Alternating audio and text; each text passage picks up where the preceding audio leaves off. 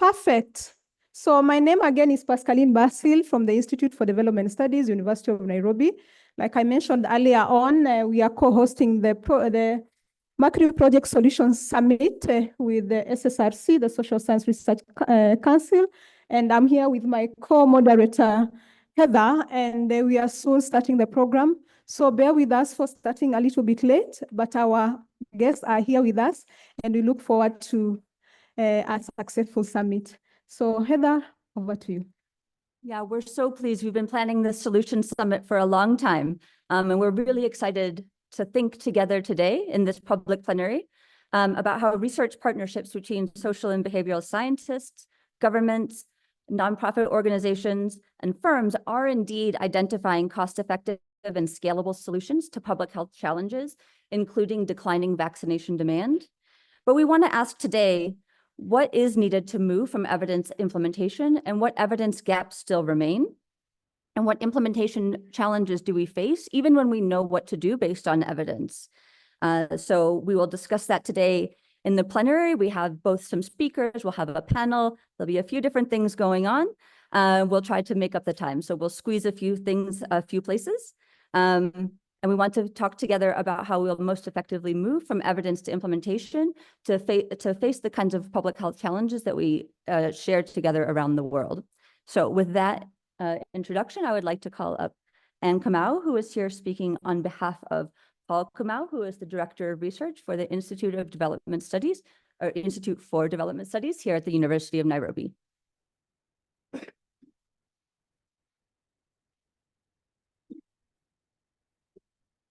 Hello, good morning, everyone. And our online participants, wherever you are, good morning, good afternoon. Thank you, Heather, and thank you, Pascaline, for this great opportunity to welcome all of you to the Institute for Development Studies as I speak for Professor Kamau, our director. I am a sociologist myself, as I speak also for IDS, which is a multidisciplinary institute. And also I am from a public health background. So this summit is relevant in very many ways. Simply, first because I'm a member of the IDS, and also because I am also where I actually belong. So the Institute for Development Studies is an old institute established in 1965, multidisciplinary institute covering several areas. That is the area of institutional governance and development. We are in the area of social inclusion, health, and development, and this is where this summit falls in as we think about vaccination, uptake, and also issues of cost and all of this. We also have a very strong component on transport, enterprises, and development as a core component of IDS research. We're also looking at research on governance and political engagement. Again, as IDS, the Institute has both a master's and PhD program. And we know that as we think about the next generation of scholars, we need to think about capacity building of young masters and PhD students. So my role is really to welcome you to this summit on behalf of IDS. And I would say that as we think about the vaccination programs and whether uptake or slow uptake, and from a social science perspective, that we need to think about several issues from where we sit in IDS, that we need to think about the Africa priority in terms of vaccines. Perhaps what you're pushing for right now is HPV vaccine, which is probably targeted to the young, especially the young women. But is that necessarily the African priority? If it is not, how do we make this HPV vaccine to fit within the African priority? Again, what are the missed opportunities related to vaccine? And I would want to remember a situation last year where we had a team of us who were going to Germany post-COVID-19, and we had engineers, young students from IDS, engineering department, And we really wanted to support these young students to travel, to experience from the Karlsruhe in Germany experience of how they're engaging with their government in promoting walking and cycling in the city of Karlsruhe in Germany. But one of the students, one of the engineering students, opted not to travel because he did not want to take the COVID-19. So that is a missed opportunity in our case. But because many times when you think about vaccine, you think about education. This is an engineering student, so we need to debunk education and vaccination from a social science perspective, that there could be more than education in terms of uptake and acceptance of vaccination. Again, misinformation, of course, is a big issue, and I've read the documents from the Mercury program, and this is one of them. But beyond the vaccination, the HPV vaccine some time back was really a big thing and was promoted. But how do we sustain the momentum? I no longer hear about the HPV vaccine. I had the advantage of working with one of master students on uptake of HPV vaccine among women in Nairobi, low-income areas. But I don't hear it anymore. It's not that much. So how do we sustain this momentum in terms of how we encourage uptake of vaccination? Is it a one-off and then it goes down? Or how do we maintain this momentum? Then for us, from the African context, how much vaccines can we take? How many vaccines per individual? How many vaccines can the body take? I think it's something we need to think about as we think about the vaccination. A forgotten lot are the ones who actually have to take the vaccination, the HPV vaccine, maybe the young girls, the adolescents. How much are we involving them? In my studies, I argued that the owners of the body are many times not involved. How much are we involving the young people, the people that want to take the vaccine in the in the vaccine programs as much as we think about uptake? And then, of course, from African, the social cultural perspective, the referral system is very strong. What we might want to call the social vaccine. How are we dealing with the social vaccine, which is also a very strong component in terms of influencing uptake, religious institutions influencing uptake. These are very many, very heavy issues that we need to think about. How, what is the role of the caregivers in all of this? So that's what I would say from the IDS side as I welcome you to this summit, but also to mention that I'm also representing on the other side, I wear two hats. I'm also the Deputy Director of the African Research University Alliance, Arua Center of Excellence for Non-Communicable Diseases. And again, within Arua, we are focusing on prevention as one of our key pillars.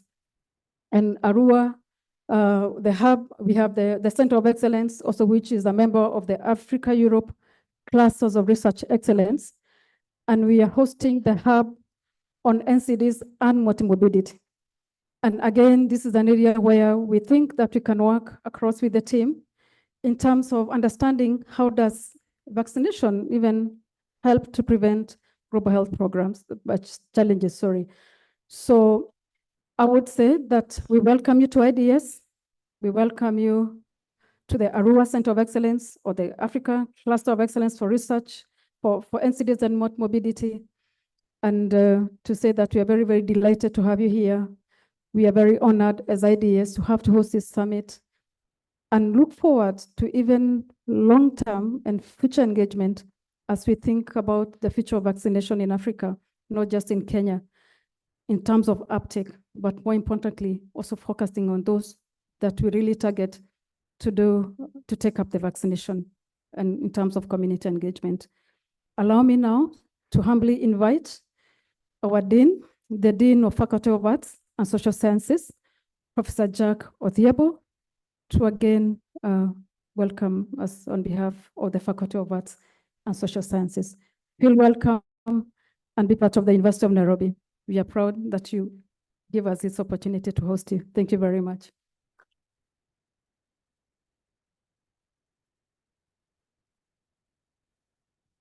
So good morning, everyone. Professor Gitau, Deputy Vice Chancellor Academic, representing the Vice Chancellor, Dr. Anne Harvey, President of the Research Council, Dr. Ann Kamau, representing the Director of IDS, as well as Arua. And all of you researchers, students, guests from outside, I've said good morning, but I wish to welcome you to the Faculty of Arts and Social Sciences, in which we have the IDS. It's a big faculty with 14 departments, with different disciplines. Many of them collaborate with the IDS in doing research.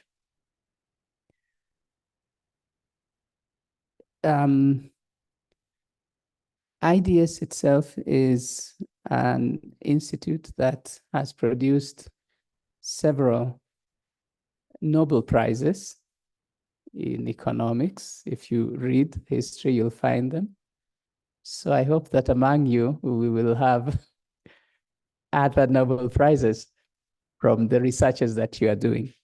So without much ado, may I welcome the Vice Chancellor, represented by Professor Ayub Gitau, to give his speech. Thank you.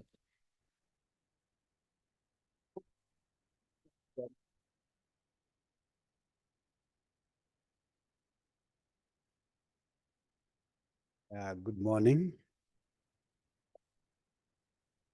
I'm from the engineering discipline, and when the directors talked about an engineer refusing to take the vaccine, I wondered what was the problem.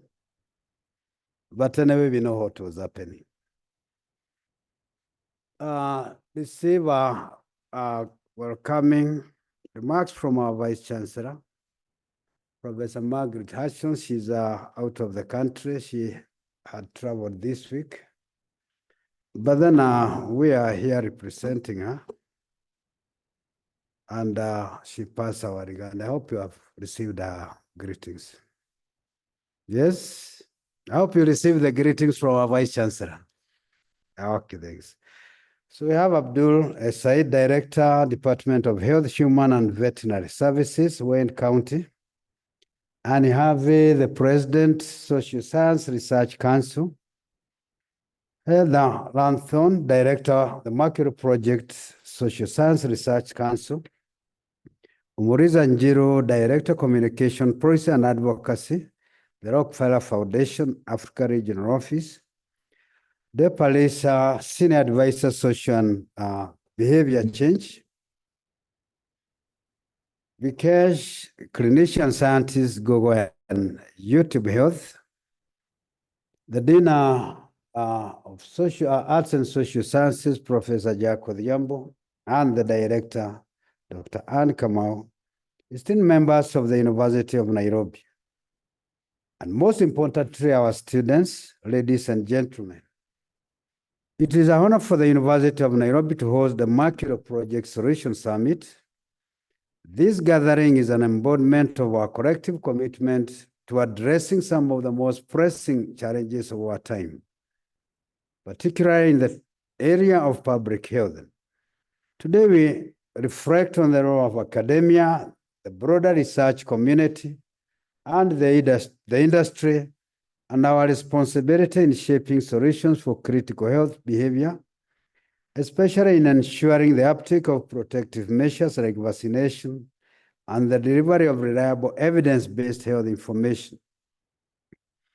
Allow me to warmly welcome the Social Science Research Council, with whom we have partnered and engaged before. As we gather here, I would like us to consider the profound role we, as an academic institution and the premier institution, have in influencing the trajectory of public health outcomes, not just through research, but through collaboration with the public, private, and philanthropic sectors. At the heart of our discussion today is the question: how can we bridge the gap between the discovery of promising health solutions and the real-world implementation?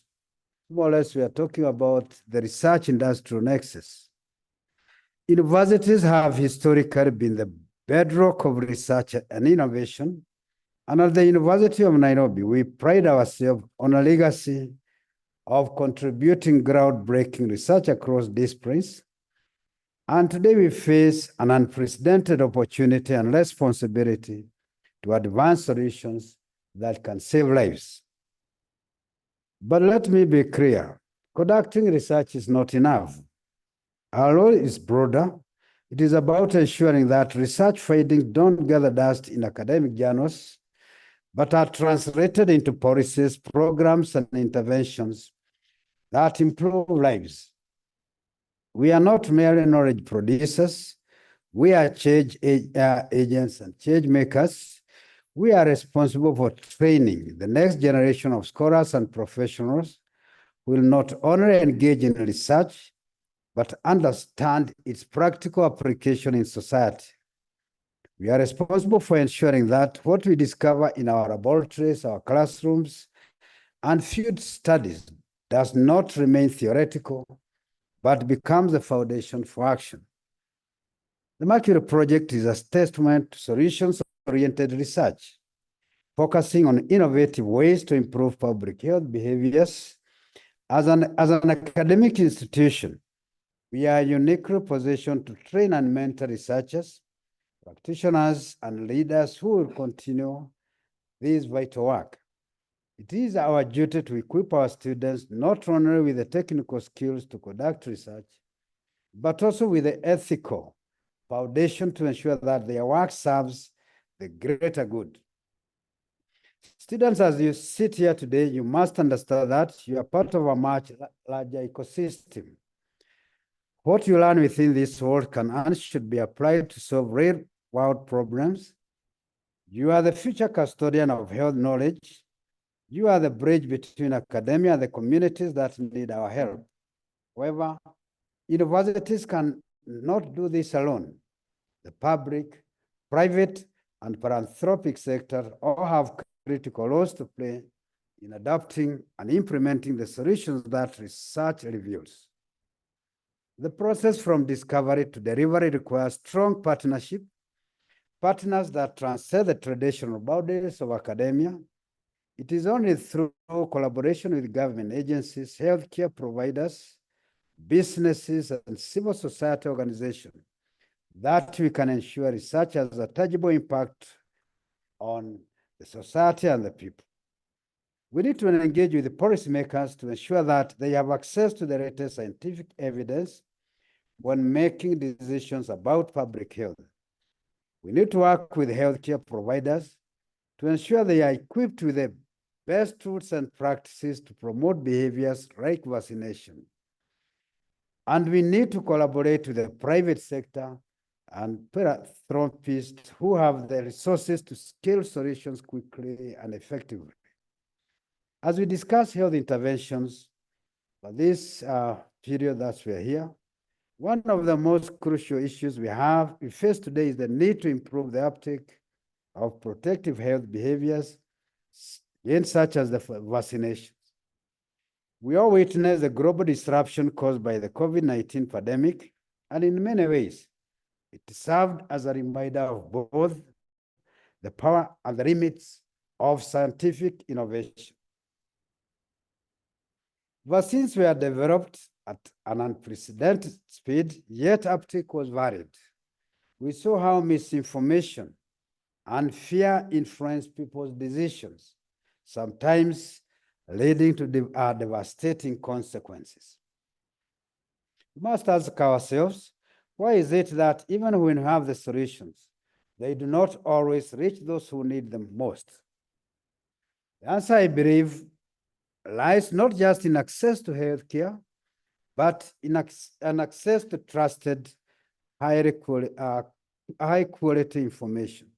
Remember, here we are talking about our multidisciplinary approach, be it with the scientists, the social scientists, if we think about the STEM element, we have also to bring in the social aspect, and normally sometimes we talk about the soft skills. We can have the innovations, but without the social, cultural, and economic intervention, the technology will not grow far. Today, we live in an era of information overload. With the rise of digital platforms, the spread of misinformation, particularly health misinformation, has been one of the greatest threats to public health. False narratives about vaccines, for instance, have eroded trust in life-saving intervention, leading to unnecessary illness and death. This is where we, as a university, must take a stand. We have a critical role to play in ensuring that accurate, evidence-based information reaches the public. We need to train not just healthcare providers, but communicators, journalists, digital influencers who can help shape public perception and fight misinformation. It is up to us to develop new ways to communicate complex scientific ideas in a way that is accessible and understandable to all. Now, let me take a moment to reflect on why all of this is so critical. The health of a nation is the foundation upon which everything else is built. Without a healthy population, we cannot hope to have productive economies, thriving communities, or even stable societies. The fight for public health is not just about treating diseases, it is about ensuring the well-being of the entire population. It is about giving every person, regardless of where they live or what they do, the opportunity to lead a healthy life. As a research institution, it is our responsibility to contribute to this cause. We must strive to ensure that the health solutions we discover are implemented and that the knowledge we generate is used to foster trust, educate the public, and ultimately save lives. So as I close, a review with this call to action. Students, researchers, members of the University of Nairobi community, I urge you to embrace the responsibility of not only generating knowledge, but ensuring its application. And engage with the world beyond the university walls. Be a force for change in the public, private, and the philanthropic sectors. Advocate for the use of science-based solutions and fight against the spread of misinformation. The future of public health is in our hands, and we must seize this moment to create a healthier, more informed, and more resilient society. Together, we can transform our research into action, action into lasting change. Thank you, and let us continue this important work, the passion and purpose, and God bless you. That's our speech from the Vice Chancellor.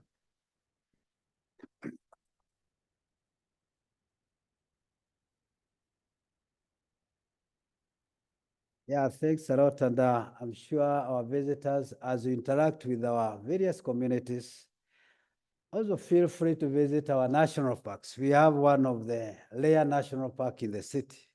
I hope you have already visited it. And interact with our community. We have also national park, feel free.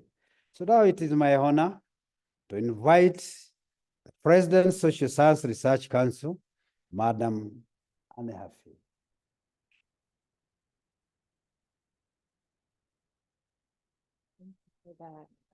Thank you, Deputy Vice Chancellor. And it's on behalf of the Social Science Research Council, it's my honor to thank the Institute for Development Studies and the Faculty of Arts and Science and the University of Nairobi for hosting us here. We've worked in the past with IDS and the University of Nairobi, and it's so nice to be able to come back here. So what I wanted to do briefly before we start the plenary panel is just give you a little bit of history about how we've got to this point this morning where we have brought you all here together. And the history for us, for the Mercury Project, starts in the summer of 2021 when we were still in the middle of the COVID pandemic, but through a miraculous and remarkable scientific achievement, we had safe and effective vaccines. those vaccines in the summer of 2021 weren't yet available everywhere all at once. And at that time, much of the attention of the global health community was focused on getting those vaccines distributed more widely. But what we were seeing in the places where the vaccines were starting to become available in spring and summer of 2021 is that we weren't converting enough of those vaccines into vaccinations to be able to reach the targets to provide community protection that we needed. And in the early days, I don't know if you remember this, in the early days, the response of many to this emerging problem of non-vaccination was to blame the non-vaccinated. So you saw commentators and public figures saying things like, the vaccines are free, they're safe, they're effective, you know, it's your own darn fault. If you haven't gotten vaccinated, you will suffer the consequences. And, you know, that kind of rhetoric, it wasn't helpful. It wasn't getting people vaccinated. But from the standpoint of a social scientist, it was also just flat out wrong. It was incorrect because getting a vaccination is not in fact free, right? The vaccine itself might be made freely available, as they are, and most vaccines are in public health systems. But the act of getting a vaccination imposes a number of costs. There's a price to vaccination, and it's individuals who, in the absence of any kinds of interventions, have to pay those costs. And I'm talking about things like we have a limited amount of time and attention and cognitive resources to, you know, find accurate vaccine information, to sort through conflicting sources of information. And then even once we've done that, there's the, you know, the transportation and the childcare, logistical costs and taking time off work. So all of these things are costly. And what we were doing in the early stages of the pandemic was essentially blaming people for not having enough resources to be able to pay those costs of vaccination. So the Mercury Project, which the name derives from the Roman god of communication, Mercury, because we thought much of the problem, many of these costs are about communicating information. The goal was to take that framework of vaccination as a costly act, frame up as many of the costs as we could, you know, as a community could think of, with the goal of them being able to design interventions all along the pathway that would reduce costs. So I think that was one of our primary intellectual contributions to the communities that are working on vaccine demand, is to think of it as, okay, it's a costly act, but there are things that we can do to reduce costs, which is how we frame the approaches of the Mercury Project. What we wanted to do was we wanted to support research that would look at interventions, test them, that could reduce some of these costs. But importantly, and I'm going to echo the Deputy Vice Chancellor here, our goal was not just to write academic papers. We, of course, love academic papers. It's how science works. We all write academic papers. But we were facing a crisis, and I think we're still facing a variety of vaccination crises. And we wanted to see the research that was getting funded, not just published, but also implemented into practice, into policy. And it turns out there's an emerging research literature about how do you design research projects such that you increase the probability that evidence is adopted into policy. And so there were five principles that we used to design the Mercury Project. I'm just going to say them quickly because I think it's important. The first is that we know that development programs are more likely to be adopted into policy when there's rigorous evidence underlying the intervention. And so we asked for where we could get it, experimental or really high quality quasi-experimental work. We know that out of all the evidence that we produce as academic social and behavioral scientists, the academic evidence that we produce is more likely to get adopted into policy if we partnered with implementing organizations in producing that evidence, whether it's NGOs or it's governments or it's private firms. And so again, we looked specifically for teams that were able to develop partnerships so that there was a client at the end of the day. There was somebody an organization, if the intervention was successful, would adopt the intervention into policy. We know that evidence is more likely to get adopted into policy if there's a local expert. And we were fielding and funding studies all around the globe. And so that was another requirement, is that teams have local academics, local experts on research teams. And then the two that we're now starting to, those were all in the design phase. We're now starting to grapple with. Several of our speakers have already mentioned communication. There's some really good RCTs on providing evidence to policymakers, the way in which you provide it. So providing multiple simultaneous estimates side by side with simple metrics. Maybe some of you've seen the marginal value of public funds that's been developed out of MIT. It's a really simple way of providing a comparable metric. So we're working with the teams to try to provide standardized ways of reporting results. And then finally, we know that even when you partner with implementing agencies and you've done the rigorous work and you've done the communication, there's still something like 70% of successful interventions based on evidence that don't get implemented. And it turns out that a large part of that is that organizations just face implementation challenges. Maybe the intervention, they need to change something about their existing workflow, and that's not going to happen naturally. So we're also thinking about how do we extend the partnerships of our research teams with their implementing partners through. We don't just leave when the research study is done. We continue to work on implementation. So that's how we got to the plenary panel this morning. And right now, I think, and what we're hoping the plenary panel can help us grapple with are some questions about where we are now today. So, is vaccination still a problem? And if so, where and in what way? Do we still, have largely emerged from the COVID crisis, but where and how do we still face emerging vaccination problems? Anne mentioned HPV as being a particular problem that I think many of us are concerned about.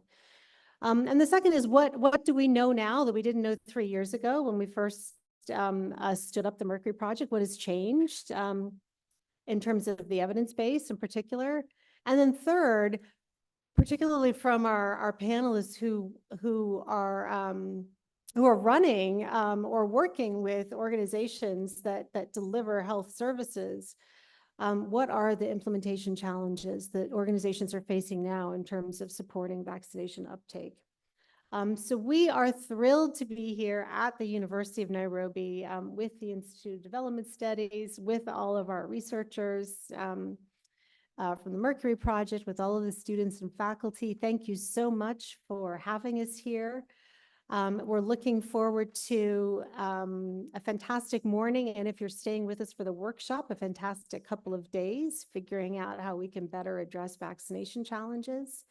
So thank you. And with that, what we are going to do now is we will exit the stage, and I'm going to invite the plenary panel to come and sit, and then Gary Gamayo, who is health lead for Rockefeller Foundation Africa, is going to introduce the plenary panelists. So thank you so much.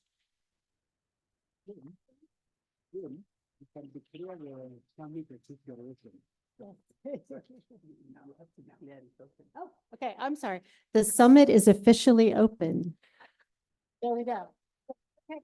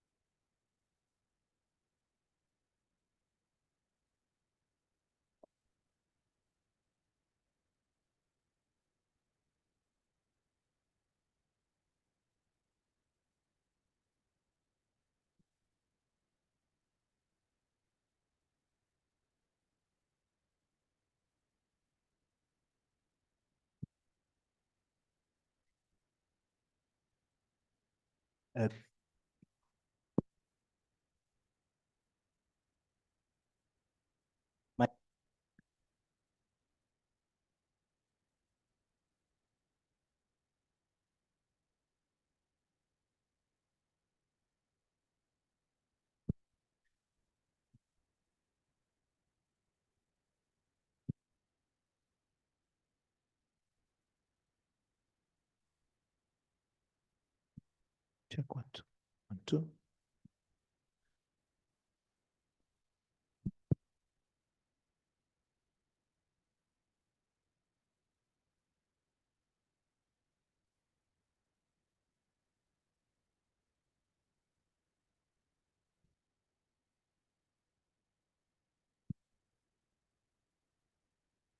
Good morning, everyone.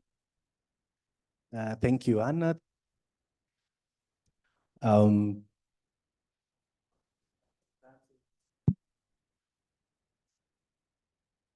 The Faculty of Arts and Sciences, and thank you to the University of Nairobi more broadly for inviting and hosting us for this event.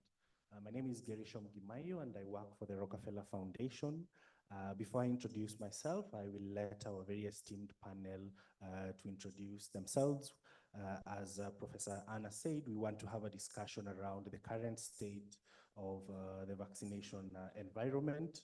We want to dive a little bit deeper into the information environment around vaccination, where there are opportunities, where there are challenges, what we know about those opportunities and challenges as we try and figure out what solutions are available to us as a public health community. So I'll start with inviting Abdul to introduce himself, tell us a little bit about his very broad experience across public service, across academia, with a brief stint in politics, and tell us how that experience has shaped his understanding of public health communications. Over to you, Abdul. Thank you so much, and I just want to echo thank you for such a warm welcome to this lovely space, and looking forward to the conversation. My name is Dr. Abdul Al-Sayed. I am by training a physician and epidemiologist. I began my career as a social epidemiologist. My work was focused on trying to understand social disparities, mainly in birth outcomes and chronic outcomes in the United States and other high-income countries. I then got this opportunity to rebuild a health department in America's poorest city, which is the city of Detroit in Michigan. Spent a couple years doing that, and that was an eye-opening experience about trying to translate the work that we had been doing, trying to pick apart the mechanisms of social influence on disease into an actual setting in a real-world space. And then I ran for office, which was kind of a crazy thing to do. We had this guy elected president who probably shouldn't have been president. I'm gonna let you guys figure out who that is. And at one point I was like, okay, well, if that guy can get elected to president, I'll probably get elected to something. Turns out that wasn't true, but I ran for governor of Michigan. And Michigan is this really interesting microcosm of the state. For folks who are from the United States, you know, we're one of those bellwether critical swing states. For folks who are not from the United States, really, let's just hope that Michigan does the right thing in November. And it was the first time that I had ever thought about having to communicate against an opponent. I want you to think about that for a second. In this room, the way we think about how we communicate is that we want to be experts on a particular area, and then we want to faithfully and comprehensively convey the information that we know out to the public. That is kind of true in politics, except for there is an opponent who wants to say something else and wants to say that your version of what you're saying is the truth is actually not true, and their version is true. Now, in politics, obviously, we're dealing with ethical, moral issues, in which case there's not one capital T truth. There's different takes on what you should do about the truth at best, right? There's also lies. That's a different thing. But in what we do here, we try and very faithfully execute what it is that we know to the public so they can make great decisions. And it's the first time, I think, for most of us that we've ever had to think about communicating against an opponent. And that experience I've had to put back into practice now as a health director for Wayne County, which is Michigan's largest, most diverse county, where I lead a pretty comprehensive department. So I bring that weird, so for the social scientists, I have like a case crossover design in my own thinking about communication, which is learn how to learn things, then apply those things you learned, then go to a place where all of a sudden you have to communicate against an opponent, and then come back and try and apply those things. So I really look forward to the conversation and learning from my fellow panelists. Again, thank you so much, Gary. I look forward to the great conversation.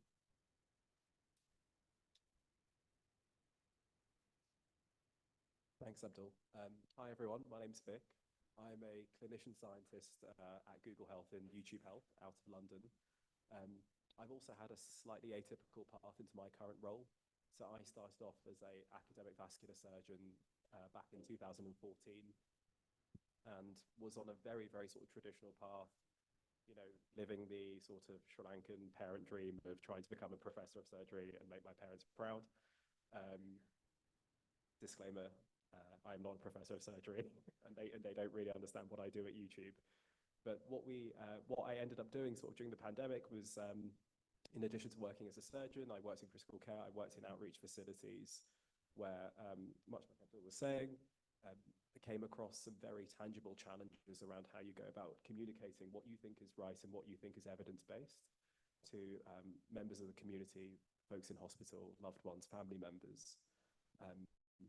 During this period, I undertook some research as part of a PhD program around how does one go about communicating high quality information, what makes for engaging, kind of quote unquote sticky content, as it were. And as part of that experience, I was fortunate enough to actually move over to sort of private sector in Google and YouTube, where I now lead clinical efforts across Europe, Africa, and the Middle East. Again, it provides this kind of a second perspective on how one goes about kind of using evidence, using sort of medical and scientific consensus in a manner that is actually tangible and sticky to the people that we're trying to serve. I think we have a lot of preconceptions as clinicians that what we say should just get done, but there is a manner in which information should be communicated and is best communicated. And I'm trying to do my part from the Google YouTube side with respect to that.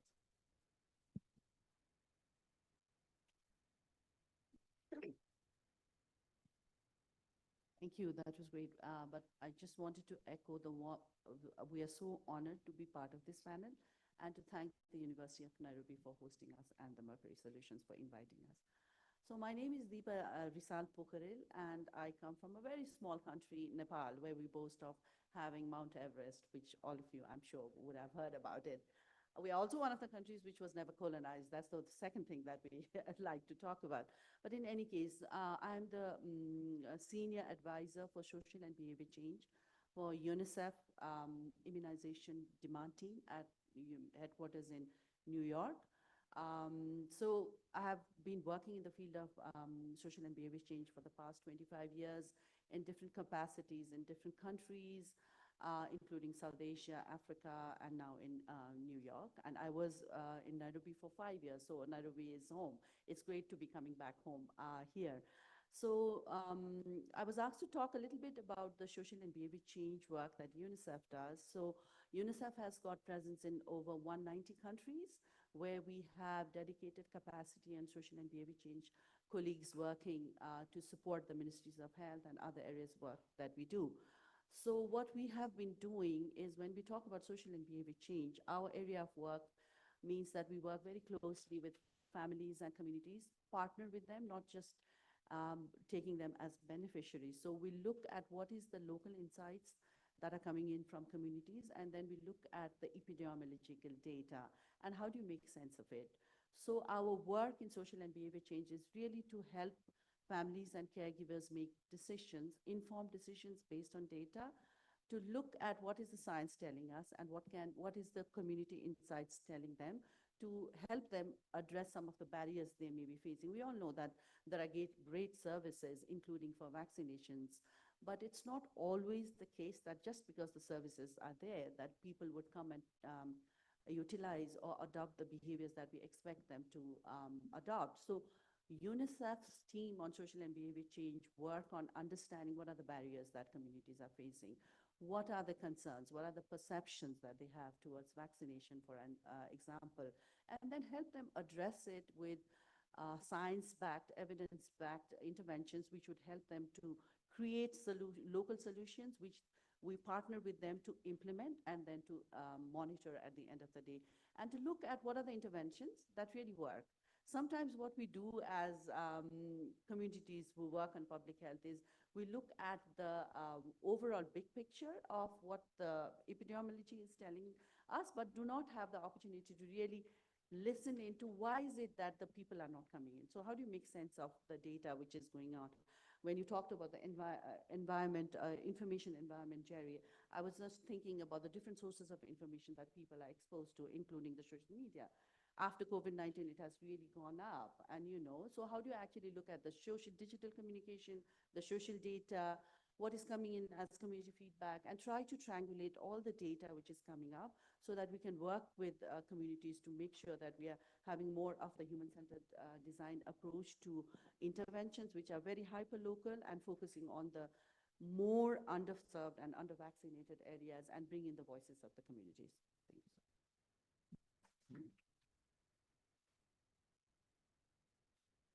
Thank you so much, Deepa and team. I think we have a very diverse experience panel with the experience of cutting across very interesting sectors. Just very briefly, my name is Gerishom Gimayo. I'm the Director of Health at the Rockefeller Foundation. The Rockefeller Foundation has been working on public health for the past 100 years. Most recently, our work on social and behavior change has been through our work during the COVID pandemic, including our partnership with the Research Council, where we worked with communities to understand the barriers that they were facing to take up COVID-19 vaccines, and then supported projects to implement, to increase vaccination uptake. At the moment, we are moving our strategy to addressing the determinants of health as it relates to climate change, specifically working at the intersection of climate and health. How does climate affect human health? What role does climate science play in terms of informing public health decision making, and including now programs like vaccinations in addressing vector-borne diseases such as malaria, what will be the role of such programs as we are thinking about climate change.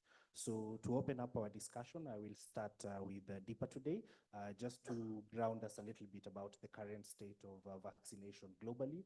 UNICEF is a very critical player in the immunization space. You set the agenda and you help countries implement immunization programs. The broad immunization agenda 2030 envisions a scenario where everyone who needs a vaccine can access the vaccine that they need.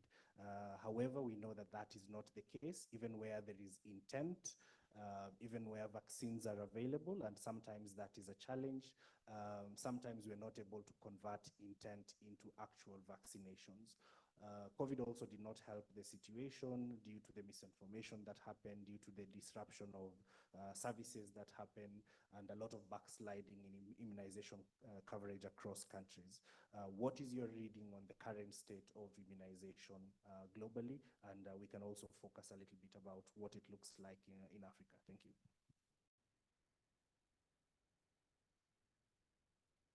Thank you, Jerry. And you've already identified some of the problems anyways in the challenges. So as you said, UNICEF is the largest procurer of vaccine in the world, but we also have a very strong social and behavior change communication where we bring the communities together we support the ministries in the countries that we work in.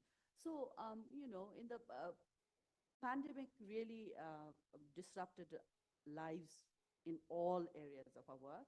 But because we work in vaccination, narrowing down to vaccination, what we saw was after the pandemic, we saw the largest decline in vaccination coverage, which we had never seen before.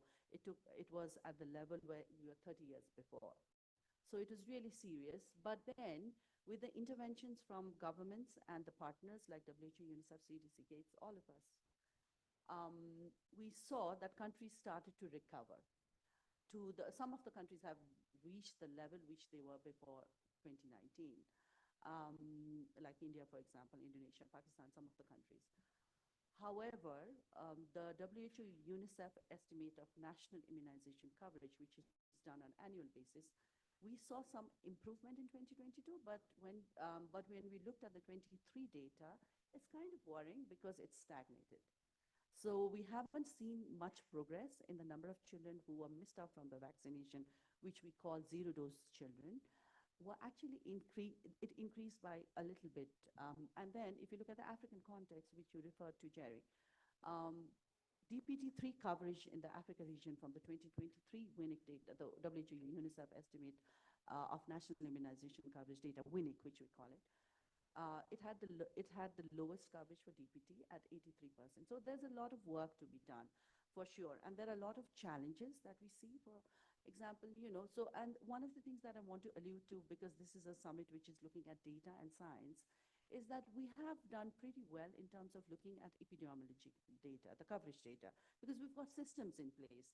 The HMIs, the Health Management Information System, or whether you look at the demographic health surveys, they capture data quite systematically. So we are able to see what is the scale, the proportion, the coverage. However, it's not that easy to capture the social data, the behavioral data in a systematic way. There are many reasons for that. One of the reasons being the HMIs does not really capture our indicators. The second being because it's the social and behavior change takes a lot of time. So there are, of course, a lot of challenges, including the spike in misinformation and disinformation we saw during the pandemic, which has really not helped us to maintain the public trust. Using the evidence to develop the strategies, as the Vice Chancellor was speaking, data is as good as it is. It's not just for publication. If it's going to be used for developing strategies, that's what we want at the end of the day. So these are some of the challenges that we see, but also I think the investment from the governments, the domestic resources to be investment is not that easy. So we may have the data. We have come a long way from having no evidence to collecting data, but now we will need to move a step away to see how to use the evidence to really work with families and communities to design the interventions that would suit them. And it's very local. You cannot expect that one pair of shoes is going to fit everybody. So those are some of the challenges that we are seeing. We are in the right track, but I think there's a lot of work to be done. Sorry, Abdul, you can speak a little bit about your experience with Wayne County. Deepa has talked about the fact that epidemiological data is available. You're an epidemiologist. How do epidemiologists use social science data to think about uptake of vaccines? Yeah, thank you, Gary. So I want to pick up on a piece that Deepa put down, which is when we think about vaccine uptake, obviously we know that country context has a lot to do with it. In the US, counties like Wayne, which is quite a lower income, although very diverse income, but lower income overall county, have tended to have lower vaccine uptake overall. We're seeing quite similar trends in Wayne as compared to what we're seeing nationally in terms of rates not catching up. And the implications are, whereas we had enough vaccine uptake for MMR to be able to prevent very serious measles outbreaks, we're watching as the rates of uptake have dropped well below that. So we're at about 88 to 89%. We know that you need to have about 95% to prevent the kinds of outbreaks that we worry about. And our county literally just finished out a 400-person contact tracing investigation because of a case that we'd had. And thankfully, there weren't any secondary cases, but it's only really a matter of time. The challenge, though, is this. Epidemiologists, we're really good at looking at outcomes and exposures, right? Anybody who's taken a public health class, remember back to your epidemiology class, what are the outcomes and can you predict those outcomes via certain exposures? And the problem with that is that we're kind of biased against variables we can't measure, in large part because you can't publish them. And the challenge often in science is that because the currency of science is publications, we are inherently biased against the things we can't publish against, even if they're effective.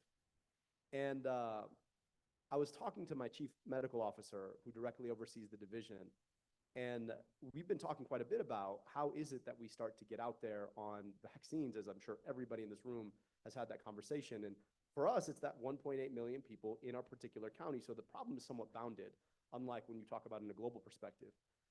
But we kind of reached one conclusion, which is like the vibes aren't right.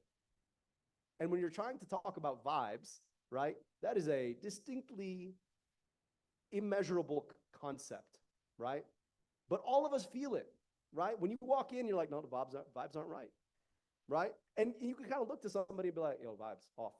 And people get it. So the question is this: how do we move our science to be able to capture and measure something like vibes? And I think sometimes what happens is, in science, the tail wags the dog. Can you measure it? And if you can measure it, then it's the thing you need to be focused on. Versus, actually, maybe we should be thinking about how we measure things like vibes. Now, you know, what is it about the vibe? And I get all of your science brains, like I heard the gears click, like, what is he saying, measuring vibes? But what I'm saying is, can we find indicators that try and get us to what is that chatter about a vaccine? Like, to me, it's when you walk into the barber shop and you're like, hey, so anybody here vaccinated? And then you start seeing the looks. People are like, my guy.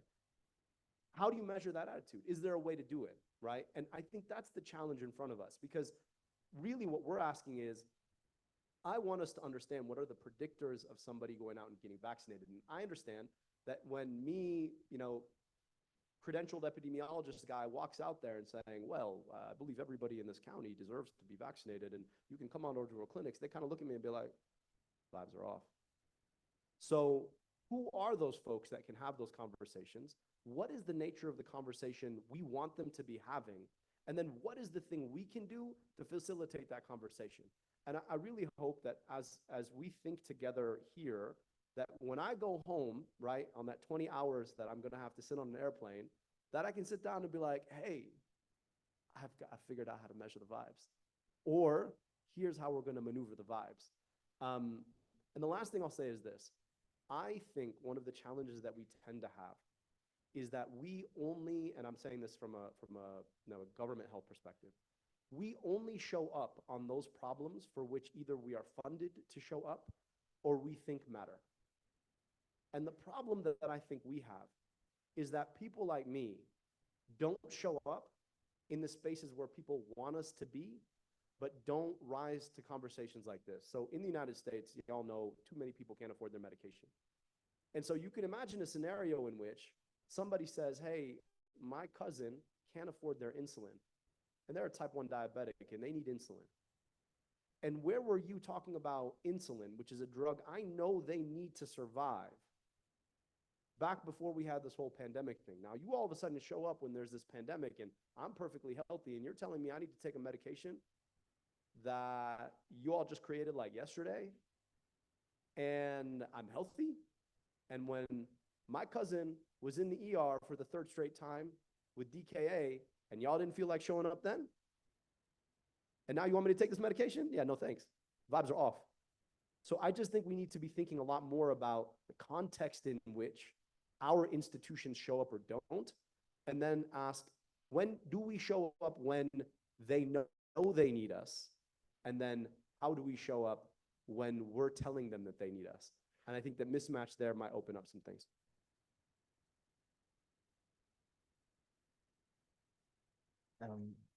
So thanks so much, Abdul. When I come to you, Viknesh, and going off of what Abdul and Deepa have said, you come from the tech sector just recently. I would say the tech sector is very advanced in terms of the data that it collects. You might actually even be able to measure the vibes that Abdul is looking for. So from your perspective, what does the information environment mean to you? What role does the technology sector play in terms of spreading and disseminating information? I think during the pandemic, social media got a lot of flack for spreading disinformation. And what do you think the role that the tech sector can play in terms of disseminating high quality public health information? Thank you.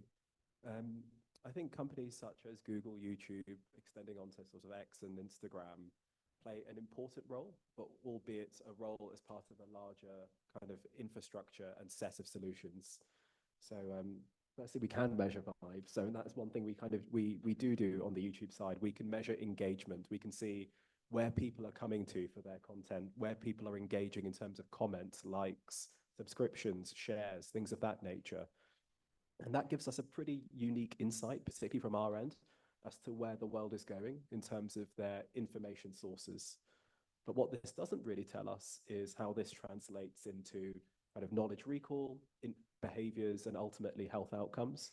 And as pervasive as these social media platforms may be across all of our lives, these are avenues of data that we don't have access to, truth be told, because it's not within sort of media platforms per se.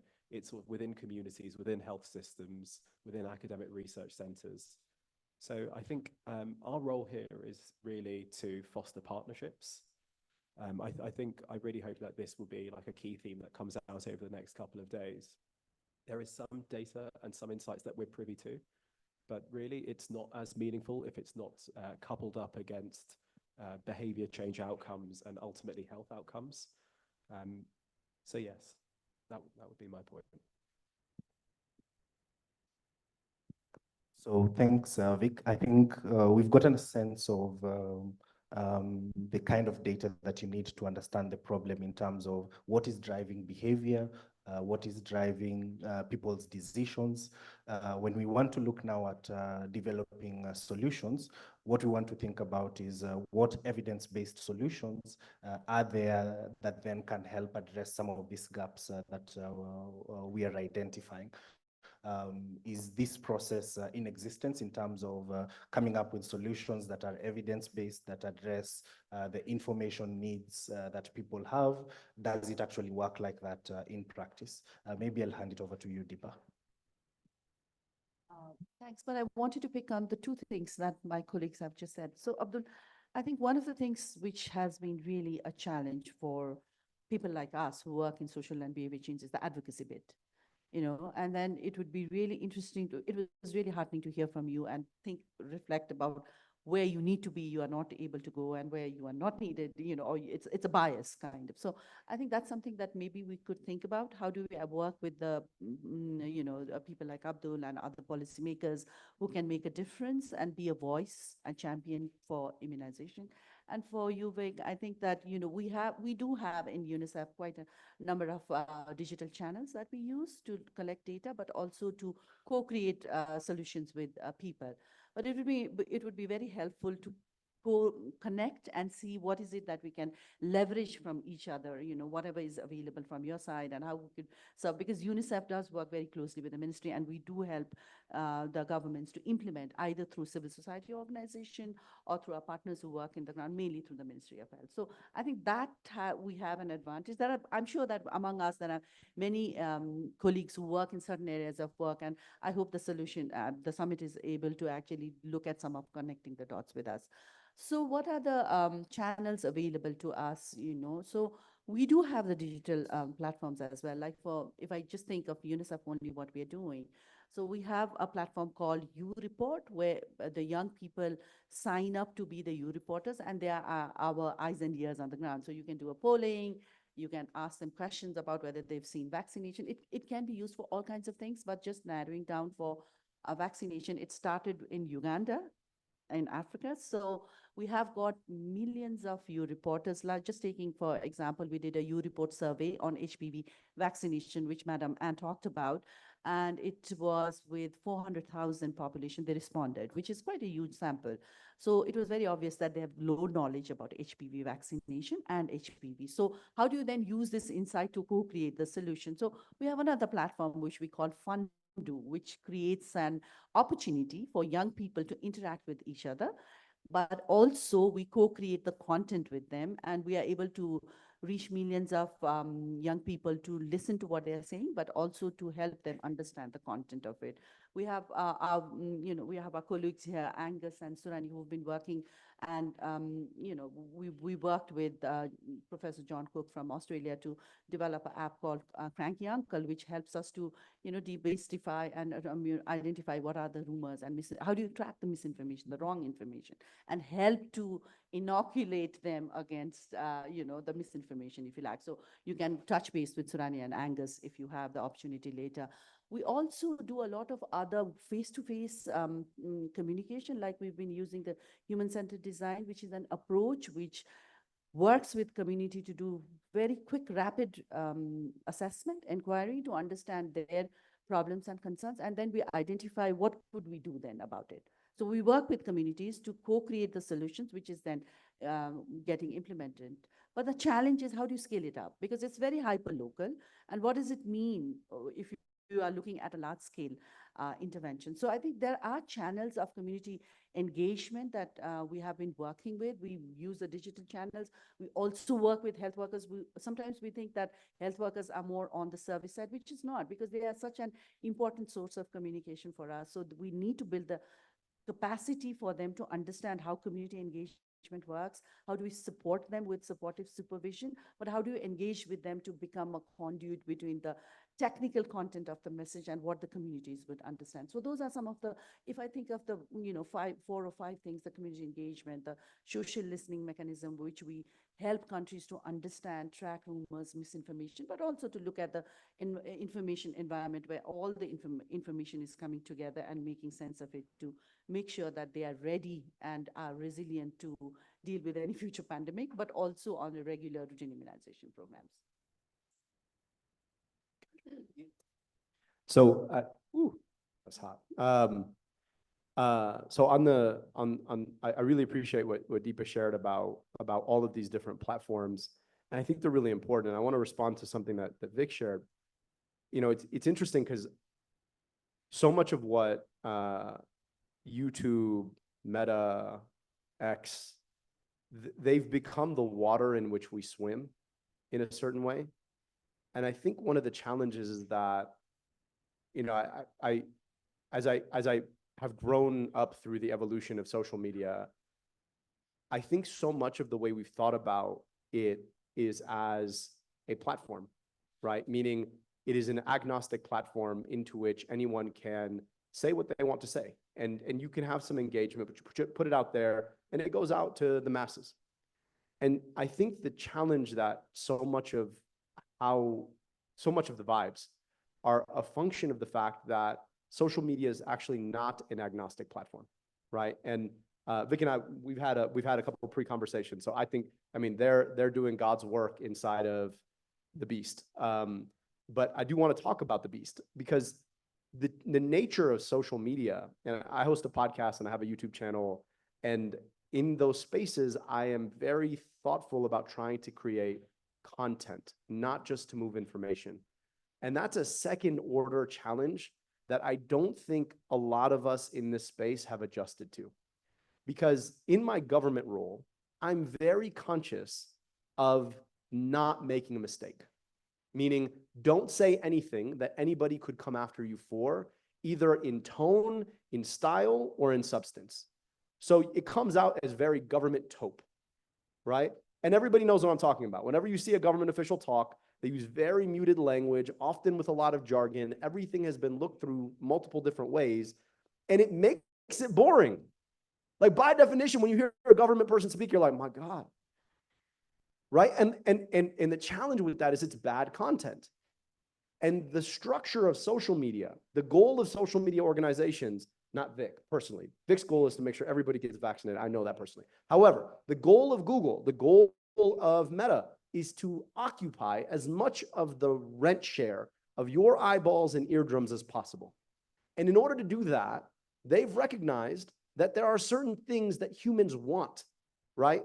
We want to be feeling stuff. We want dopamine hitting parts of our brain because what's being said is either edgy or exciting or conflictual, right? There's a reason people do gossip, right? It's not really all that important except for like, oh my God, did you hear? So the point that I'm making is the way we've learned to communicate as communicators of this stuff is counterposed to the logic of the platforms that we're communicating on. which creates a really, really challenging scenario. So even as somebody who like does this on the side as kind of a business, every week I got to step back and be like, all right, man, what are they doing on TikTok now? I don't dance so good, so that's not happening. Like, how do I get my point across now? So I'm trying to take some evidence and I'm trying to wrap it into content. And that's ever evolving. So we're either asking the social media platforms to be like, hey, put your thumb on the scale for us, right? Because our stuff's boring as anyway, right? Or we're saying, how do we start communicating in a more interesting kind of way? And I actually think that that's A, hard to do on its own terms. B, we're at a disadvantage because science is complicated. You have to be able to listen to a lot of different stringing of thoughts, and that you can't do in a 60-second TikTok, right? And if you can, God bless you, like, please go do that. And then third is that the algorithms themselves tend to, right, be very good at advancing the goals of folks who are saying the edgy thing because they're disagreeing with us. You guys see what I'm saying? So I started out when we were talking about trying to engage against opposition, meaning if you know that the nature of the algorithm is such that it's going to bias information that particularly specifically disagrees with you because you're the person who represents so-and-so institution, science, university, government, whatever, then you actually have to start with the end in mind of saying, all right, like A, I got to be that much more interesting. And then B, right, I've got to ask, what are they going to say about what I'm saying? And go on and hit it. Now, that's the problem, is that when you are engaging with opposition, by definition, you're not pushing your own message, right? That is, I mean, the first thing that they teach you in politics is if you're explaining, you're losing. But like, isn't that what we're supposed to do, is explain? So I want us to, I don't have an answer here. I know this is a solution summit, but I don't really know. I've been trying to do this for a long time. I don't have an answer except for like, be as engaging as you possibly can be.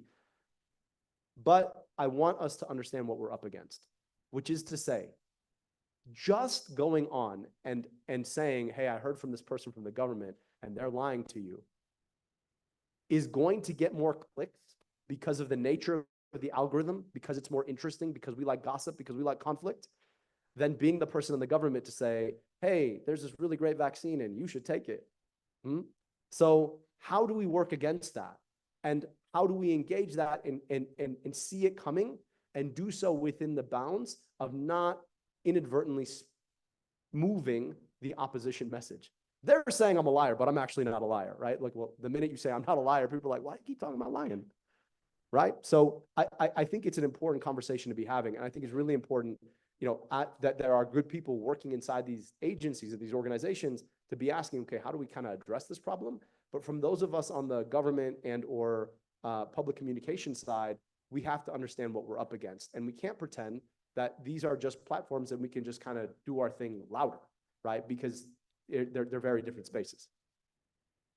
So just following from that, Vic, before you go, we've had the challenges that social media and these digital platforms create. What kind of safeguards are you putting in place, and what types of partnerships are you setting up with public health officials, with government, with institutions to help address some of these challenges that social media drives in terms of spreading misinformation? Yeah. I think a point that Deepa made earlier is that there is no such thing as a one-size-fits-all solution. So to that effect, we do have an arsenal of different things that we do. I can speak particularly from the YouTube side. So what we do is we have a number of levers through which we raise high-quality information. And these are not based upon principles that sort of myself and some colleagues have made internally. It's all anchored upon principles that have been set forth by the WHO, the National Academy of Medicine, and other continental and local organizations. So one such initiative is around raising authoritative sources of information, knowing that it is kind of algorithmically impossible to verify every single claim in every single piece of content that is produced in real time. What we can actually do is provide credibility cues and badges around institutions such as the CDC, WHO, NHS, whereby when they publish content, it is very clearly demarcated that this is from a trusted health authority. And this goes into a special shelf. If one were to type in diabetes, say, you would actually see these are videos from trusted health sources at the very top. And again, these are sort of very slight, subtle behavioral nudges whereby you, as a viewer, you'll say, why would I go to like the 50th page when I can see a really nice carousel of content at the top? That's one such lever. We also do have mechanisms through which we can remove medical misinformation. So we have, I would like to say, perhaps the most robust medical misinformation policy in social media, updated yearly. That came about in response to the COVID-19 pandemic, but is not limited to the COVID-19 pandemic. So last year we were looking at sort of miracle cures around cancer, which is a particularly common misinformation narrative that seems to circulate across the world. And we have various different enforcement mechanisms. So we know that our violative view rate of such content is tremendously low. So if something were to go up, claiming these sorts of kind of miracle solutions, it's often taken down before a single person can even actually go and consume this content. And just to touch upon what Abdul mentioned earlier around the consumption of content, I'd love to double down on his point actually. People don't go to these platforms to consume information, they go there to consume content. There is a wrap around the actual kernel of information that sits at the heart of videos, podcasts, images. That is very, very important to embrace in this day and age. I think it's important to kind of understand the vibes, the zeitgeist upon which you're actually creating this content in. It's all well and good if you're sort of a professor in a white coat reading out the best Lancet kind of abstract, but it will not hit home with respect to the masses and the communities that we're trying to reach. So it's important to understand, you know, if there is a particular trend on TikTok, not to say that we should all start dancing, because I also suck at dancing, but if you can lean into that and actually understand that kind of the anatomy of what makes information content and what makes information interesting, you'll be doing a tremendous job in getting your words out to as many people as possible. Thanks so much, Vic. I think as we come to the final 5 minutes, just take this moment to reflect upon the conversation. We have a room full of students and researchers. What will be your takeaway in terms of how they can contribute to this environment that we're speaking? What research opportunities are there? What evidence is there? What evidence gaps are there? How should they be engaging in terms of trying to find solutions, interventions, and strategies to address some of these challenges that we've been discussing? Okay, great. Okay, it's always lovely to talk to the young people. So, you know, if I was to think of a few things that young people can probably do, one of the things that is coming out is that we do need to improve the risk perception about vaccination among young people. So please go out and look at the evidence which is out there. And as Witness was sharing with us, the trusted source of information, whether it's CDC, WHO, UNICEF, or most importantly, the Ministry of Health websites, go and fact check what is out there to look at the evidence. And based on the evidence, please help to spread the word and to engage with your communities, with your constituencies, with your friends, to talk about the importance of vaccination. Young people did a lot of work during the COVID-19 in myth busting. Like there are many examples, including from Kenya, where they have been ambassadors of immunization. We had polio ambassadors as well as routine immunization ambassadors, and they have gone house to house and talked to the communities about the importance of vaccination. So that's probably something that we can take it as a good example from Kenya. Indonesia has done quite a lot of it as well. India does, Bangladesh. There are so many different countries which are doing it. So the second part is, how do you then make the evidence so that you are confident that it is based on science, but communicate in a simple language to your families, to your communities, but you would also be a would-be parents in the next few years. So you can take this in a sustainable way to make sure that the children are vaccinated, but also important to think that nobody is missed out. Not everybody will have the opportunity to go to school and colleges, but there will be in places out of school kids and, you know, children, your friends. So please do reach out to them also to make sure that they also have access to information, and to look at what you've been able to do as your contribution to your community, to your countries, to your society as well. That would be my message to the young. So I don't know if this term is used here, but there's a difference in the US. We call it being book smart or being street smart, right? I think sometimes when people get book smart, they stop being street smart. And I've always found that the most valuable thing you can do with your education is to continue to leverage it to around what you know from the point in your life or the people in your life that aren't in spaces like this. So do not allow yourself to lose touch with, right, the ability to be a great learner outside of rooms like this, a great observer of folks who may not have access to rooms like this. Because what tends to happen sometimes, I always tell my students that when you come into rooms like this, you start getting mismented, meaning you spend all this time learning how to think empirically, and then you forget that most of the world doesn't think empirically. You like literally had to spend a lot of time to learn how to do it. And then we go out and we start preaching numbers to people and they're like, what are you saying? And so don't forget that. So as you spend time in rooms like this and pick up these skills, they are incredibly valuable skills, but they're only as valuable as you can reinterpret and translate them into spaces unlike this. So don't lose touch of that.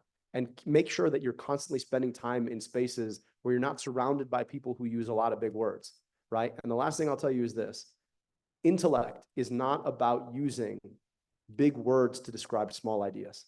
It's about using small words to describe big ideas. So as you learn big ideas here and you learn big words, don't ever forget to use the small ones.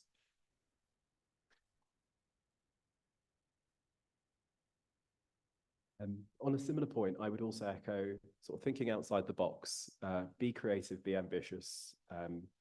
I think health messaging has always had this very sort of austere, traditional sort of perspective on it. Like, you know, it's done from an ivory tower from up high, through pamphlets, through sort of very, for lack of a better term, quite boring sources. What we see is that being creative, putting yourself out there, if there are particular trends that you see in other information verticals, wow, there's this like particular creator on TikTok or X who's really popping off. What is it about their content that makes them so interesting? What is it that kind of draws millions of eyes? Like, you know, not everyone is into like cooking videos or dancing videos, but it's bringing more eyes than people would naturally sort of assume to be interested in those topics.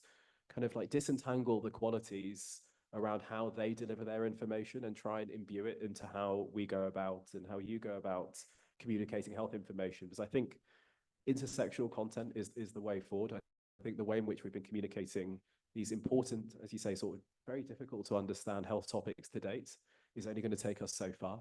So embrace where the world is going in terms of content and in terms of social media, at least the good parts.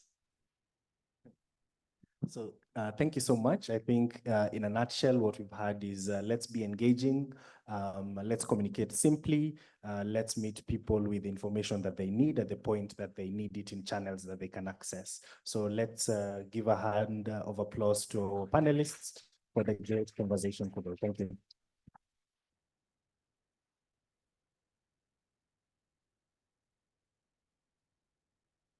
Okay, now you guys can stay in place. You can finally open your water. At the same time, I would now like to also bring Anna and Anne back up to join the panel. And I'm going to move us directly into the Q&A. So as we're so grateful to have a large proportion of or a lot of the audience here being the University of Nairobi community, including the students. And we really appreciate those students that submitted questions as part of their registration. And so I'm going to use those questions to continue this discussion. So, are you settled? Oh.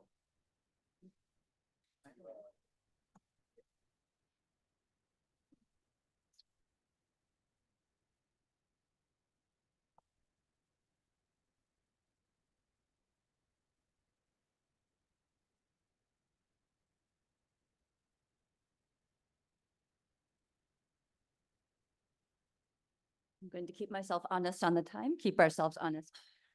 So I was very delighted to see this question, and it came in different forms from Edgar, from Isaac, from Lucy, and from Christelle. So thank you. Of course, I am part of the Social Science Research Council, so I'm pleased that you asked a question about the social sciences. So this will be a little bit long, but that means you can pick and choose what you want to say. I hadn't quite thought this through. If you want to go down, you can jump in, or we can manage it. It can be a little bit lively up here. So as I think the Deputy Vice Chancellor and other people have alluded, and we've started getting to here, maybe we think about public health challenges in scientific terms. We need to develop vaccines. Maybe we have the logistics of delivering vaccines and other health products. Or we think about them in medical terms, the diagnosis and the clinical encounter. But acknowledging that that often dominates maybe how we think about public health, I'd like us to think about the role of social and behavioral sciences in actually changing health behaviors and outcomes. So turning vaccines into vaccinations, because we know that vaccinations save lives, not vaccines. And so to further refine this question, maybe we'll just go down the line and then you can discuss a little bit amongst yourselves to reflect on what you see, where are the social and behavioral sciences currently in discussion around improving health outcomes, including the uptake of vaccinations. And where would you actually hope that it would be within different systems and other places? And perhaps if you can offer 1 to 2 concrete steps that might help us move from where we are, the way that the social and behavioral sciences and evidence from social and behavioral sciences fit into how we address public health challenges and where you would like us to be. So it's long, but that means you have options. Can we start with you?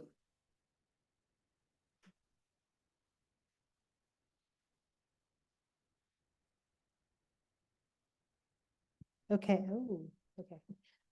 Yeah, no, it's a great question. Thank you guys for submitting that. I think one of the things that social behavioral science can do for us is just to remind us that many of our good ideas don't work, right? And so we spend a lot of time and money and energy investing in vaccination programs, right? And strategies like, even manipulating the algorithm. There's lots of things that we're doing.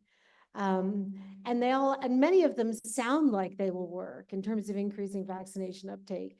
But one of the things that, when you run a research consortium like the Mercury Project or, any kind of research consortium in social behavioral sciences, a lot of them don't work. And that's a really important thing to find out because we're spending a lot of money and time and energy, right, on these programs. And so simply evaluating whether what we're doing is working is so important because it allows us to redirect our resources to things that do work. And particularly in a case of something like vaccination, and Vic made this point that, we need to know whether privileging trusted, authoritative health sources on Google is actually impacting health outcomes, right? Because presumably we're also giving something up in doing that. And there's ways to do that, but that's the kind of work that we need to do, with UNICEF, with Wayne County is working with them to figure out what are some cost-effective and feasible ways for us to evaluate this. And I would also say, the last thing also, you said a concrete step. This is easier to do if we work together before the thing is deployed, right, or rolled out, because if we can always figure out a way to structure the rollout or the deployment such that we can estimate the effects. But when it was, we implemented a program a year ago, in our county, and everybody was eligible in the county, and now we want you to come and evaluate it. That's really hard, but we'll talk to us ex ante, and I think that we can help. Thanks, Anna. So the way I think about it is when we are designing medical interventions, we are not designing them in a vacuum. We are not designing them for people who live in a vacuum. People live in communities, people have networks, people have, they get information from different sources. By the time they're interacting with the health sector or these interventions, they have 10, 20, 30 other touch points. And we need to understand how those effects play out, what information is trusted and by whom, and how that information is delivered, as we try to think what is the best way to design interventions and then to communicate about those interventions to people in communities. So yeah, those are my thoughts. Thank you. I guess I'd like to make a brief point. You can address, you don't have to talk to me. Sorry. Hone in. I'd like to make a brief point around this concept of ecological validity. Like, we see lots of studies which are designed for a very certain population that can prove out or disprove any element of sort of efficacy of a particular intervention. But then particularly as we sort of see this at Google and YouTube, these things rarely hold true as when applied as a global scale. So I guess what I'd love to see is more studies that take into account kind of diverse cultures, diverse opinions, and whether we could do more to actually co-design and sort of build out mega studies. We're starting to see new methodology of mega studies going forwards. It would be lovely to see more and more of those applied into the preventative health space. I really like the question. You know, we medicalize health, and when you actually think about what that means is that the bias around health is what one individual can do for another individual. And I think the real movers in health have a lot more to do with public policy. And public policy is downstream of or upstream of a lot of thinking about how we relate to each other. And I think one of the words that's come up quite a bit in our conversation has been the word trust. And I think the fundamental challenge of our time is the way that we are atomizing and the implication that that has for trust in one another, in institutions, in policymakers, in quote unquote trusted entities. And trust is this thing that exists. It's like vibes. It's a vibe. It's like, are you in a space where you feel safe? And so much of what I think should be powerful about how we do science, we miss out on because we're thinking about individual level variables. We want to know, does this X work in this Y way on these individuals? And I don't think that's the right way of thinking about it. I think we need to be thinking about collective dynamics. I think we need to be thinking about emergent phenomenon. I think we need to be thinking about the kinds of complex interactions that exist in a real society. And the beauty in this moment is I think social science is starting to capture and engage with tools that allow you to think about some of this like emergent substrate around us that I think is so important to the circumstances in which we live, whether you're talking about whether somebody takes a HPV vaccine in Kenya or if somebody decides to take a measles vaccine in Detroit. And I really want us to be thinking about some of these ecological and or complex phenomenon and really starting to measure and ask, what is this, how much of this substrate is there? How does it affect all these other institutions? And how does it shape choices? I think that's where the gold is going to be. Thanks, Abdul.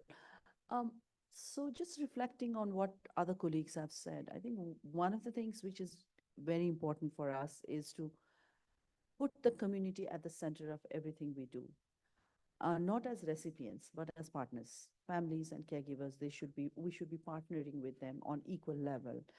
And I think if we start looking at what is coming out as the social science, behavioral science data, and understanding the drivers of why they want to go for vaccination or why they don't want to go for vaccination, if there was an understanding combined with the data that we are seeing in coverage and why it's going up and down, I think that would help us a lot to make informed decision. But when we talk of data, the second point I wanted to make is subnational data is a scarcity and a disaggregated data. So we do need to look at different personas about who are we really looking at. There are tools which have been developed. We have come a long way from the time where there was no evidence to where we are collecting data. There are tools available which are standard tools, but these need to be applied at different settings, adapted to fit the local needs, so that we can work then with the communities, with the young people when we are talking about HPV vaccines, because they are the decision makers at the end of the day to say what is going to work for you in your context. So the environment really matters because there are so many different sources of data that is going around. But how do you make sense of everything which we are looking at?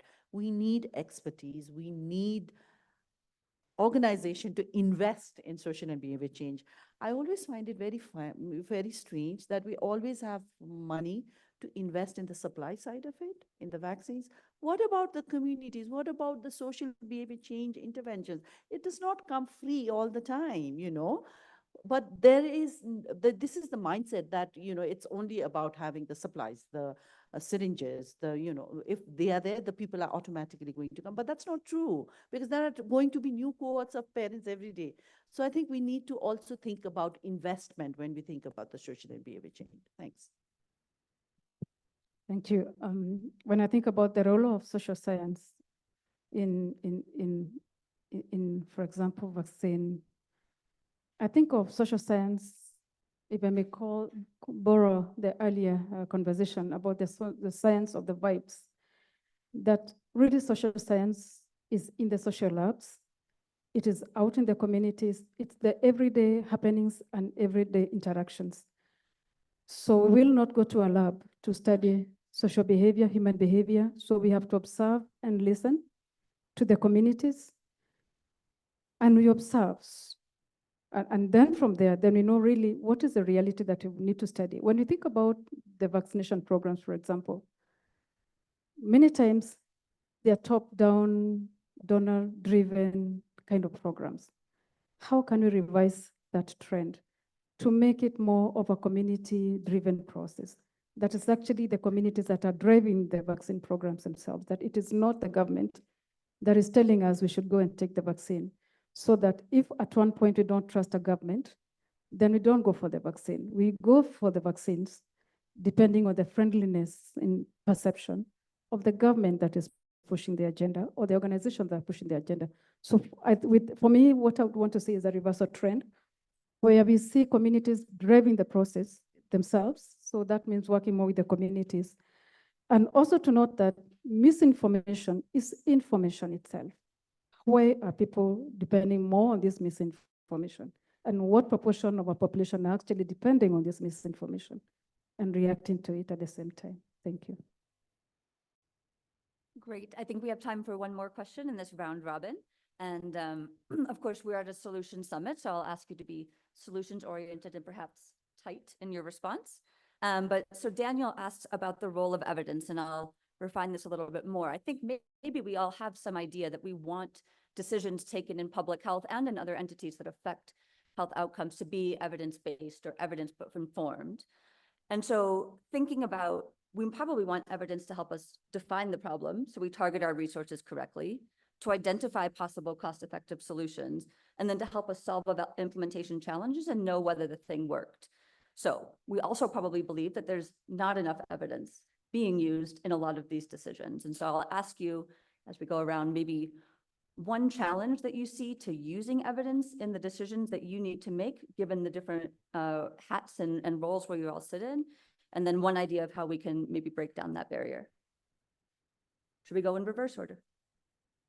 Okay, well, you start. And then just to be clear, then what I'll do is everyone, after we answer this question, will leave the stage. I'll ask Anne to make some closing remarks, and then Anna will close the summit. And I think we'll be right on time. Thank you very much.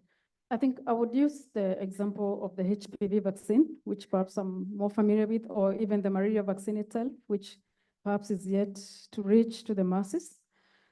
And I think the biggest problem is what I see is the main challenge is that the people that we target with the vaccine perhaps don't even understand anything about the vaccine itself.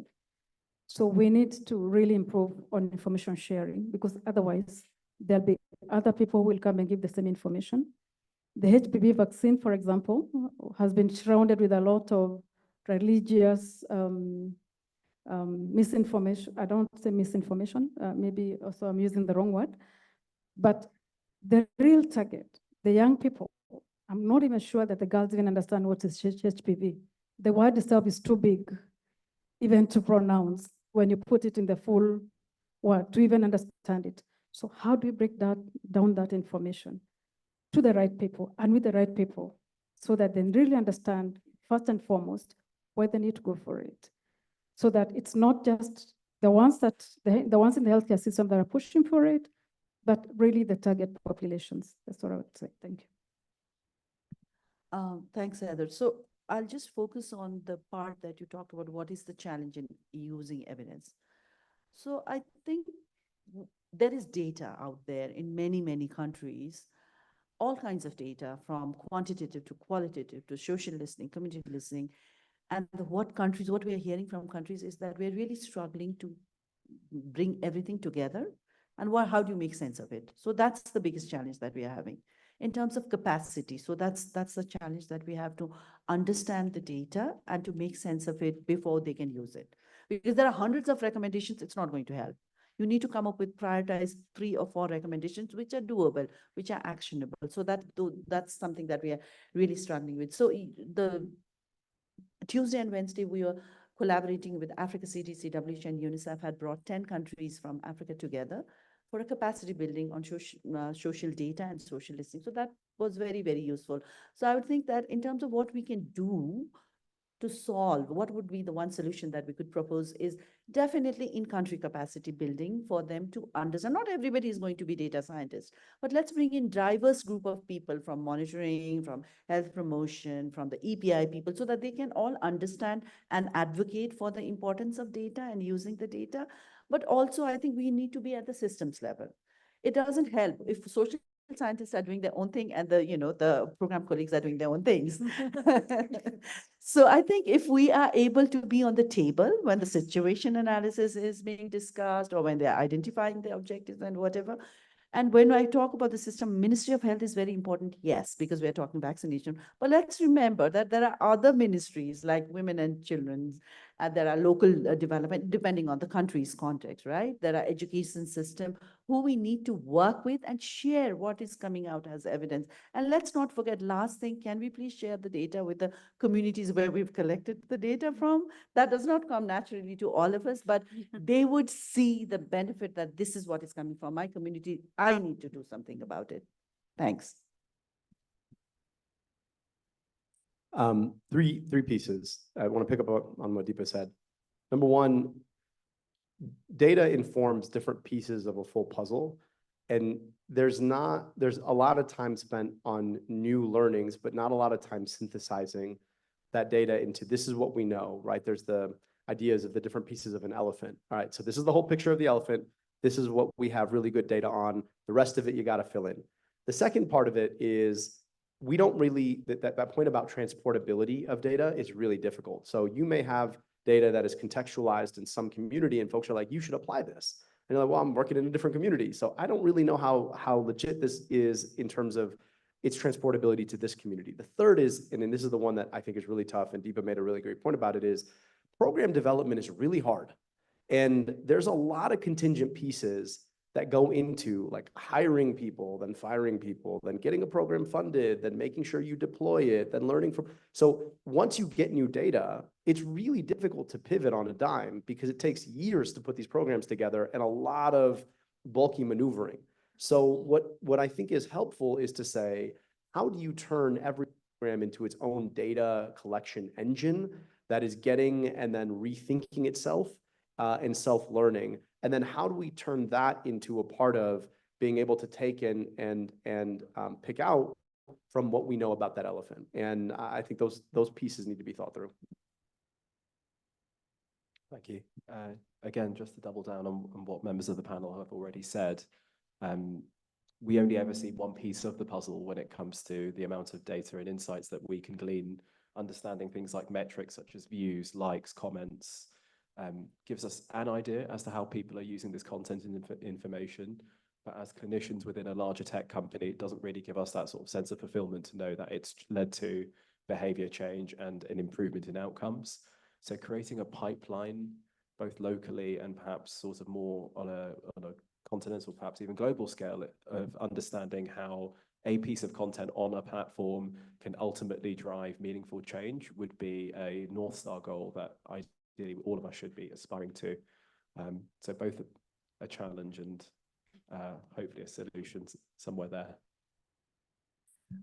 Thanks, Vic. And mine will also be to echo what my colleagues have said. I think one of the challenges that we see is the breakdown between evidence to policy. So who's driving the research agenda? Are those the questions that policymakers have? Are those the questions that program managers on the ground have? Are you answering the questions that will actually help them to make the right decisions at the right time, at the right cost, to drive forward their programs, any iterations and improvements that they need to make. So I think closing that divide between what evidence is being generated, for whom, and why it's being generated is important. Thank you. Well, you asked us to talk about, to answer the question from the perspective of kind of our own institutional context. So I'm going to talk about universities. And one of the challenges that we have in universities are all of our faculty, colleagues, and our students who aren't in rooms like this. The university system does not always provide the right kinds of incentives or encouragement to faculty and students to do exactly the kind of work that the panelists here on stage are asking for, to enable research projects to be defined by communities, right, or by government agencies or by NGOs, as opposed to the researcher sitting in her office deciding like, oh, this would be a really interesting thing to ask, right? And so I think from our end, on the university end, for all of you who sit in the room, sitting in leadership positions in universities, we need to figure out how to make more of those connections between our research faculty and the people who need research help. Thank you so much. So now, panelists, if you don't mind staying, and then Anne, if you want to come and halfway close the door, and then Anna, you can close the door all the way, and we will be done. Thank you once again. And again here, on behalf of the IDS Director, Professor Paul Kamau, the IDS and the University of Nairobi, and of course, not forgetting the Arua Center of Excellence for Non-Communicable Diseases. I think mine is to really appreciate everyone for being here and to say that this is really a great opening session. Do really sincerely thank the SSLC, the IDS planning team, the panelists, the online participants, and the ones that are here in person. We really are greatly honored to be here and to hold this summit here in Nairobi, Kenya, and at the University of Nairobi. It's a great honor. As I close, maybe just 2 or 3 issues that I may want to pick is that the issue of vaccination, of course, is a global health issue. It is something that needs a lot of attention in terms of how we address global health issues across the world. In the context also of climate change and what we are seeing now in terms of the climate change debate. It's about capacity building. So the young researchers, the young scholars, the students, masters across the disciplines, I am sure you can find a place for yourself within the vaccination debate. And there's never a fixed topic or a fixed discipline that can be studied. So I think we encourage our students to engage more and to reach out and to also be part of this summit. Of course, we need to work across disciplines. We need to address issues of data collection. What data do we want to correct? How, from who, and how do we package this data? I think it's an issue that has been raised here. And it's something that we need to think about going forward, even as we think about the vaccine programs. Also, we need to think about how do we integrate vaccine research in other global health aspects. The concept of One Health is one that we need to think about. How do we fit vaccine here, vaccination in that, and the whole health concept approach. Again, it's something that we need to think about. So from the IDS side, I would say that I'm very grateful. And I would say that as we continue to engage, we hope that this partnership will be solidified even more and that we bring also other partners on board. So allow me to stop there and to say we are really honored and we are very grateful. Thank you very much.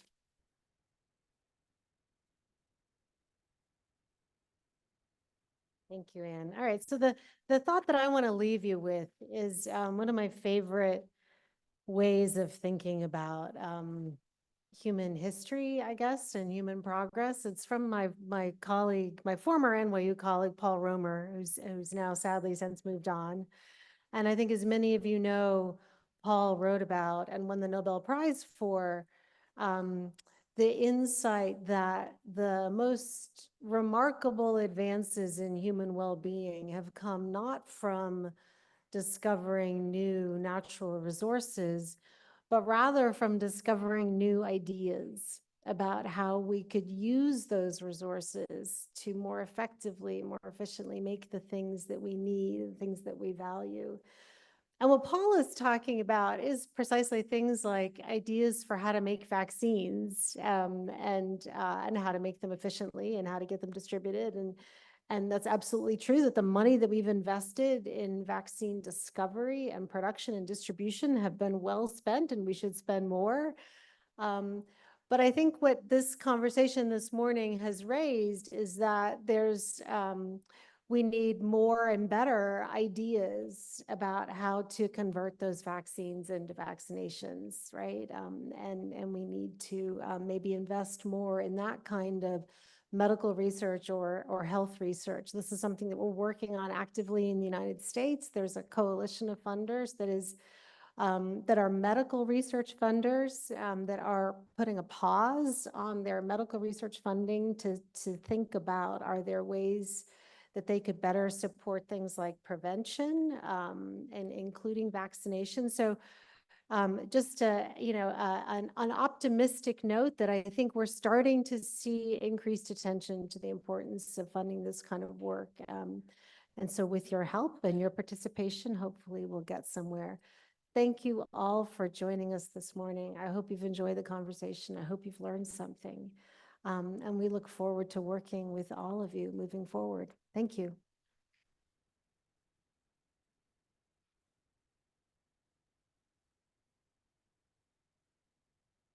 Okay, so a bit of stage direction. It's sort of anticlimactic after that to do this, but